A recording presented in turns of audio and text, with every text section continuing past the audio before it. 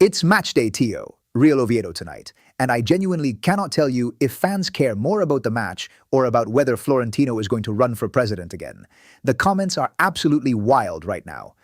That's the mood, Rafa. We've got a La Liga game tonight, and the fan base is more fired up about press conferences, election calendars, and Tebas throwing shade than anything happening on a football pitch, which honestly tells you everything about where this club is right now. And the Florentino thing just will not die. We covered the press conference yesterday, but today it's escalated because Tebas fired back, and fans are absolutely loving that the war is public now.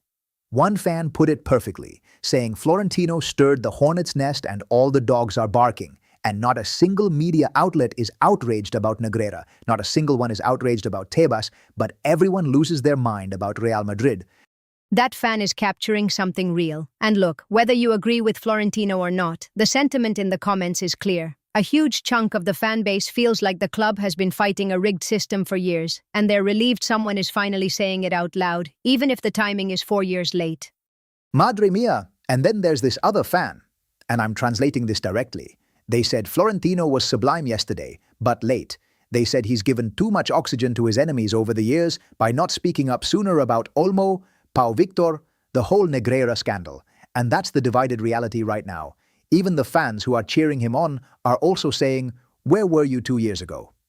That's the honest take, isn't it? The fan base isn't monolithic on this. The ones calling him a hero and the ones calling him complicit are literally in the same comment section. And then Tebas responds publicly saying the lies continue, suggesting Florentino needs a pill to lie better. And now we've got a full soap opera running parallel to an actual football match tonight. One fan, and this one got a lot of upvotes, just wrote, "Now I know why the knees of Pedrerol's trousers are worn out." I'm not going to spell that out any further, but the crowd absolutely understood it and found it hilarious. The Pedrerol mockery has genuinely taken on a life of its own this week. After the Gargamel thing last episode, now it's the trouser knees. Real Madrid fans, when they find a target, vamos, they do not let go. And look, there's also a contingent of fans calling for Barcelona to be expelled from La Liga entirely. One fan wrote it plainly, Barcelona should be expelled from the Spanish league. Now that's not happening, but the fact that fans are at that level of fury tells you how deep the institutional distrust runs right now. It's cathartic anger, more than a realistic demand. But you can't dismiss it. When a significant part of your fan base genuinely believes the competition therein is corrupt at its foundations, that's a crisis of legitimacy for La Liga, not just a Real Madrid problem. And now, on top of all of this, the presidential election calendar has dropped, candidacy periods running from the 14th to the 23rd of May. And fans are already asking, is Florentino running? Is someone challenging him?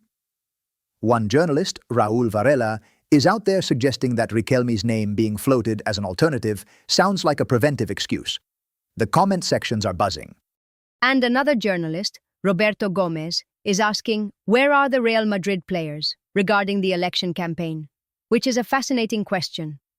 The players have been completely absent from any public show of support or opposition. Fans noticed. They're asking the same thing. Venga, let's get to what's actually dividing the fan base this morning. Mbappé. Because tonight is Oviedo, and the question is simple, does he start? And fans are furious that Arbeloa didn't give a straight answer when asked about it. One fan translated it for everyone. He tried to dodge by saying Mbappé was receiving treatment, but then caught himself realizing the match is tonight, which means he'd already know the answer. The dodge itself became the story. The press conference evasion is almost worse than just saying he's not ready, because now fans are filling in the blanks, and the blanks they're filling in are not flattering. Either Mbappé isn't fit and Arbeloa is hiding it, or Mbappé doesn't want to play and Arbeloa is protecting him. Neither version is good. And then there's the blunt faction. One fan just wrote, let's see if Arbeloa has the guts to bench Mbappé. That's the energy right now. After the Clásico disaster, after the fraud debate we've been running all week, a section of the fan base genuinely wants to see Arbeloa make a statement by leaving him out. They want consequences. Which is remarkable when you think about it. This is a player Real Madrid paid an enormous amount for, and the conversation in the fan base is whether the coach is brave enough to drop him for a mid-table La Liga game. That's how far the trust has eroded. Another fan said, and I found this interesting, that Arbeloa will select whoever is needed, not whoever wants to play.